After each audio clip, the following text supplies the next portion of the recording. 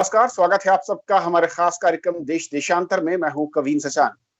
देश देशांतर में आज हम बात करेंगे कि असल में फाइनल ईयर की परीक्षा को लेकर जो मामला सुप्रीम कोर्ट की चौखट तक गया था, वहां पर सुप्रीम कोर्ट ने अपने फैसले में क्या कहा है। क्या फाइनल ईयर की परीक्षा होगी? क्या उसे कुछ महीनों के लिए पोस्टपोन किया जा सकता है? राज्यों के पास क्या अधिकार है और यूजीसी के दिशा निर्देश किस तरीके से राज्यों को मानने या नहीं मानने हैं। असल में यूजीसी के जो दिशा निर्देश उनको लेकर सुप्रीम कोर्ट में मामला पहुंचा था, जिस पर सुप्रीम कोर्ट ने अपना अंतिम फैसला सुना दिया है। इसके मुख्य बिंदु मैं कहूं कि 23 सितंबर तक जो डेडलाइन थी उसमें परीक्षा कराने की बात कही गई थी यूजीसी की ओर से, उसे सुप्रीम कोर्ट ने बरकरार रखा है। लेकिन सुप्रीम कोर्ट ने यह कहा है कि अगर किसी राज्य में हालात बेहतर नहीं है, खराब हैं, तो वो परीक्षा को कुछ दिनों या महीने के लिए स्थगित करने के लेकर यूजीसी से संपर्क करे और उनके साथ कंसल्ट करे। दूसरा, अंतिम वर्ष की परीक्षा कंपलसरी यानी अनिवार्य है, उसके बिना छात्रों को प्रमोट नहीं किया जा सकता। और तीसरा कि आपदा प्रबंधन अधिनियम के तहत राज्य उसके पास ये अधिकार है कि वो यूजीसी के साथ सलाह मशविरा करके नई तिथियों का ऐलान कर सकते हैं, लेकिन यूजीसी के कंसल्टेशन के साथ। तो समझेंगे कि असल में अब स्थिति क्या है, विकल्प क्या है और कानूनी तौर पर जो रास्ता सुप्रीम कोर्ट ने खोला है, उसके बाद स्थितियां राज्यों के लिए, यूजीसी के लिए और फाइनल ईयर के छात्रों के लिए क्या बनती दिख रही है। और इसे समझाएंगे हमारे तीन बहुत ही खास पैनलिस्ट। हमारे साथ हैं प्रोफेसर रजनीश जैन साहब, जो कि सेक्रेटरी है यूनिवर्सिटी ग्रांट कमीशन से। सर, स्वागत है आपका। हमारे साथ हैं स्टूडेंट के पक्ष लेने वाले वकील और डॉक्टर सिद्धार्थ साहब, जो कि मुंबई से जुड़ रहे हैं। सिद्धार्थ, बहुत बहुत स्वागत आपका, जो कि प्रेसिडेंट भी हैं महाराष्ट्र स्टूडेंट यूनियन से। और सत्यप्रकाश है, लीगल एडिटर द ट्रिब्यून से। सत्या, बहुत बहुत स्वागत आपका। शुरुआत में सत्य आपसे करना चाहूंगा, अगर मैं 4 से 5 फाइन प्रिंट्स ऑर्डर के कहूं जो कि मोटे तौर पर यूजीसी के लिए, राज्यों के लिए और छात्रों के लिहाज से सबसे इंपॉर्टेंट है, वो क्या कहता है फैसला?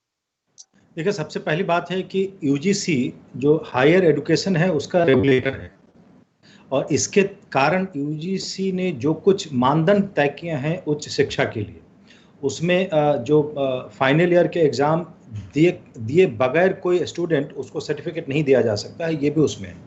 तो यूजीसी का जो एक हायर एजुकेशन के रेगुलेटर के रूप में उसकी जो सत्ता है, एक तरह से कहें, उसका जो उसकी जो भूमिका है उसको सुप्रीम कोर्ट ने स्वीकार किया है। एक दूसरी चीज़ ये है कि जो कानूनी पक्ष के हिसाब से जो राष्ट्रीय आपदा प्रबंधन कानून है वो एक तरह से आपदा के समय का कानून है। तो वैसी स्थिति में सबसे ज़्यादा अहमियत किसी व्यक्ति या समाज में जो हमारे सिटीजन्स हैं उनके जान की और निजी जो राइट टू लाइफ है उसको ज़्यादा तवज्जो दी गई है। तो सुप्रीम कोर्ट ने जो यूजीसी के जो अधिकार हैं जो हायर एजुकेशन के रेगुलेटर के रूप में, वो उसके नियमन और एक तरह से कहें मानकीकरण के लिए जो उनके अधिकार हैं वो, और जो राष्ट्रीय आपदा प्रबंधन कानून है उसके तहत जो राज्यों में जो अथॉरिटी बनती हैं उसके जो अधिकार हैं उसके बीच सुप्रीम कोर्ट ने संतुलन कायम करने का काम किया है। सुप्रीम कोर्ट ने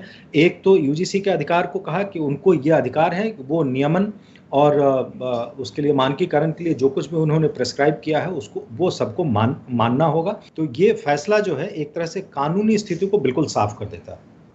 ओके सिद्धार्थ, अब मैं आपके पास आना चाहूंगा। जो सिचुएशन है और जो लगातार पिछले कुछ महीनों से सिचुएशन बदलती जा रही है, बिगड़ती जा रही है कुछ राज्यों में, उस नजरिए से आप लोग जो चाहते थे और जो सुप्रीम कोर्ट ने रास्ता दिया है उससे सहमत हैं? ये रास्ता ज्यादा पतला है, बहुत स्पेस नहीं है, कुछ और उम्मीद थी? शुरुआत तो मैं ऐसे करूंगा कि I bound to obey supreme court judgement but I do not respect it.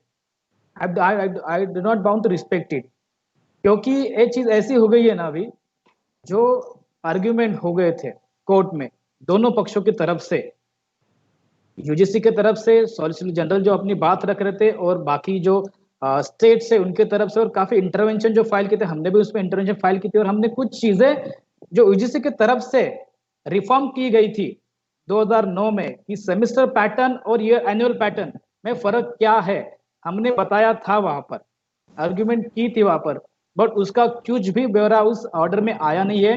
UGC ने 29 अप्रैल को जो गाइडलाइंस प्रोवाइड की थी, उस समय के जो केसेस थे वो काफी कम थी, और आज के समय में जो देश की हालत है वो काफी बदतर है, और इस तरह में हम एग्जाम कंडक्ट करने के लिए कह रहे हैं। अभी खैर जो सुप्रीम कोर्ट का जजमेंट आया है उसी तरफ से अगर एग्जाम कंडक्ट करनी है तो आगे कैसे करनी है, जैसे अभी कहा है कि जो स्टेट डिजास्टर मैनेजमेंट अथॉरिटी का जो निर्णय है उसको बरकरार रखते हैं, सिर्फ पोस्टपोनमेंट के लिए यूजीसी के साथ कंसल्ट करके आपको एग्जाम कंडक्ट करवानी है। तो मुझे, जैसे हम एक स्टूडेंट ऑर्गेनाइजेशन को रिप्रेजेंट कर रहे हैं महाराष्ट्र में से, अभी जो जजमेंट आया है, जो 29 अप्रैल के गाइडलाइंस में से उन्होंने जो जो ऑप्शन दिए थे, ओपन बुक एग्जामिनेशंस, उसके बाद इंटरनल असाइनमेंट जो थी, असेसमेंट करना है, प्रेजेंटेशन बेस्ड असेसमेंट करना है, ओपन बुक एग्जामिनेशन के बाद एक दो तरीके उन्होंने दिए हैं, उनका नाम मैं बताना चाहूंगा आपको। एक तरीका है कि मल्टीपल चॉइस क्वेश्चन एमसीक्यू, और दूसरा है कि दूसरा जो तरीका है ऑप्टिमल मार्क्स रिकॉग्निशन, OMR। इस तरीके से एग्जाम, मतलब फिजिकल अपीयरेंस ना लेके इस तरीके से एग्जाम कंडक्ट कर सकते हैं अभी, और जल्दी से जल्दी सितंबर के एंड में ही विद्यार्थियों को उनका नतीजा घोषित किया जाए, बिकॉज काफी सारे विद्यार्थियों ने फॉरेन में अपना एडमिशन के लिए अटेम्प्ट किया था, वहाँ पे अप्लाई किया था, उनको एडमिशन भी मिली है, बट उनके पास डिग्री नहीं है, इसलिए वो आगे नहीं बढ़ सकते। काफी सारे विद्यार्थी, जैसे लास्ट टाइम भी हमारी चर्चा हुई थी, वहां पर भी ऐसा था कि जो बच्चे अपने एम्प्लॉयमेंट की तरफ देख रहे, उनको हम लोग नहीं बांध के रख सकते। अगर पोस्टपोन हुई तो मुझे लगता है कि और परिस्थितियां बिगड़ सकती है, विद्यार्थियों का पूरा एक साल बर्बाद हो सकता है। एक साल जो फाइनल ईयर के बच्चे जो होते हैं वो अपनी डिग्री जुलाई में लेके अपने पीजी के लिए या फिर फर्दर एम्प्लॉयमेंट के लिए जाते हैं। एकेडमिक ईयर जो शुरू होता है वो जून जुलाई से शुरू होता है, तो we are in 2021 academic year शुरू हो चुका है। अगर हम एग्जाम एक महीना पोस्टपोन करेंगे, 2 महीना पोस्टपोन करेंगे, तो देखिए अगर हम लोग अक्टूबर में एग्जाम करते हैं तो उसके निकाल घोषित करने के लिए 2 महीने लग जाएंगे। नॉर्मल सिचुएशन में यूनिवर्सिटीज 2 से 3 महीने लेती है एग्जाम डिक्लेयर करने के लिए। ये परिस्थितियां नॉर्मल सिचुएशन में होती है, बट अभी तो लॉकडाउन है, कई सारी चीजें बंद है, उसके लिए और टाइम जाएगा। तो अक्टूबर में एग्जाम लेने के बाद दिसंबर जनवरी में अगर निकाल घोषित करते, रिजल्ट डिक्लेयर करते, तो सोचिए आप, विद्यार्थियों का एक साल तो बर्बाद हो ही जाएगा ना। मैं इस पॉइंट पर आता हूं। रजनीश जी, बहुत रास्ता सुझाया सुप्रीम कोर्ट ने, लेकिन जो प्रैक्टिकल दिक्कत, जैसे कि एक दिक्कत का जिक्र सिद्धार्थ कर रहे हैं कि अगर कोई भी स्टेट आपसे यूजीसी से रिक्वेस्ट करता है कि अभी स्थिति ठीक नहीं है, यातायात नहीं खुला हुआ है, और 1 या 2 महीने का एक्सटेंशन मांगता है डेट का, ये किस तरीके से पॉसिबल होगा, किन हालात पर पॉसिबल होगा? और ऐसे में क्योंकि उन स्टूडेंट्स के लिए बाकी राज्यों से वो पीछे हो जाएंगे एडमिशन को लेकर या फिर नेक्स्ट फर्दर स्टडी को लेकर, क्या उनके लिए कुछ एक्स्ट्रा रास्ते खोलेंगे, कुछ एक्स्ट्रा बेनिफिट उनको मिल सकते हैं? क्योंकि फिर उनको हम बराबर एक जगह पर कैसे खड़ा कर पाएंगे? सबसे पहले तो हम माननीय सर्वोच्च न्यायालय के जो निर्णय आया है उसका हम स्वागत करते हैं, पूरे ससम्मान उसका स्वागत करते हैं, और उम्मीद करते हैं कि सभी इसको इसी तरीके से लेंगे, और राज्य सरकार और विद्यार्थी और उनके परिवार के पेरेंट्स उसको भी उसी तरीके से लेंगे।